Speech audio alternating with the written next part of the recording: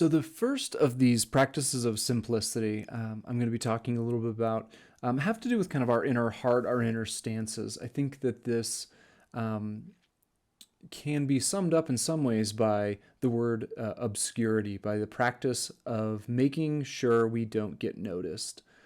I think my own personal thinking about this started in a lot of ways when it was pointed out to me that Jesus himself started his own public ministry where he became well known and influential and really got the revolution rolling when he was around 30 years old. He worked, as far as we can tell, about 3 years in the public, and then he was killed, resurrected, and moved on. Kind of handed the reins to a very unlikely group of men. But the thing that I was struck by in that is the timing of it. Jesus, we believe, was God in flesh. He spent 30 years on earth not telling anyone he was God, not showing it in any way, not teaching in any way. And as far as we can tell, he was a day laborer and a carpenter, just like his dad, just like the family business.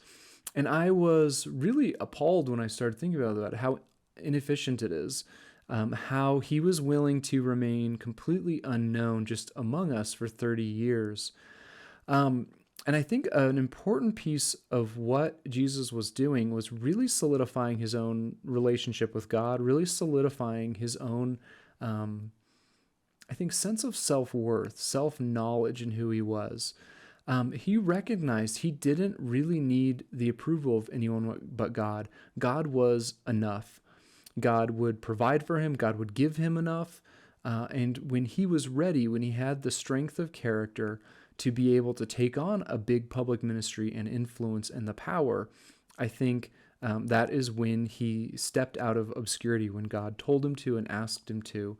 And I think this is a really important lesson for us to learn because, like it or not, we are told so much of the time in our culture, whether we believe it or not, it works its way into our hearts, that we are only valuable if we are busy. We're only valuable if we're working hard, if we're moving towards goals, if we are growing our own influence, if we have power or social currency of some kind.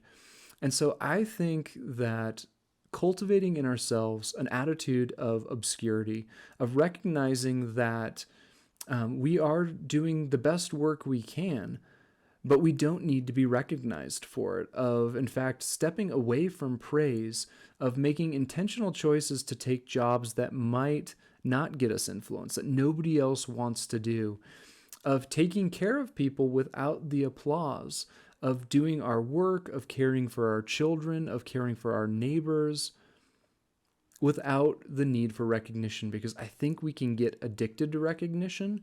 We can think that that is in fact the reward for doing the right things. But I think the attitude that we ultimately are needing to cultivate in ourselves is one in which we don't really need or in some ways want the approval or the applause from anyone except God himself. I think that there are a lot of ways we can live this out. Yeah, many of us are not going to be people of power or influence. Probably no one who ever sees these videos will be. But we all have tendencies for jockeying, for influence, for control of our own little kingdoms, whether that's at work, whether that's posting the things we do on Facebook or the other social media, wanting people to see how hard we work, how clever we are, how creative we are, blah, blah, blah. Now, I'm not saying that all those things are inherently bad, because influence can be used positively. We could be using social media to make the world a more just place, or simply using it to connect with other human beings when we are feeling lonely. Or we can be using it to try and gain value, to show, like I said, those things that we are. I think another important aspect of this idea of cultivating obscurity has to do with hurry.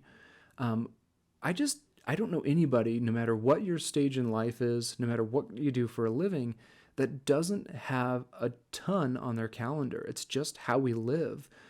And I can't remember the last person I talked to that I said, how are you? The answer wasn't tired or busy. That's our new good. That's our new kind of default answer, because we do run ourselves ragged. We don't take care of ourselves physically. We often don't eat well or sleep enough. We feel that we need to be entertained constantly. We're awful at being bored, at just sitting, at just not doing anything or not learning or not having goals, not having projects of some kind.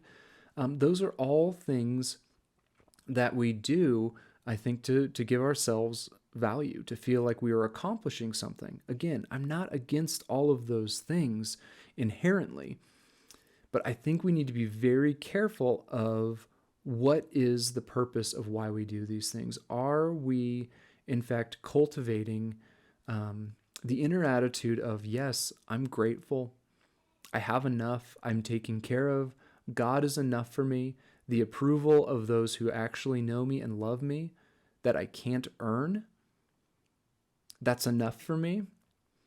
Or are we constantly running after a sense of meaning? Are we constantly running after having a bit more, and then it will be enough?